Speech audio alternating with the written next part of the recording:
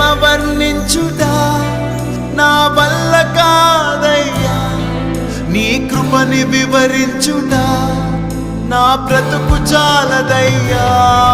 నీ ప్రేమ వర్ణించుట నా వల్ల కాదయ్యా, నీ కృపని వివరించుట నా బ్రతుకు చాలదయ్యా.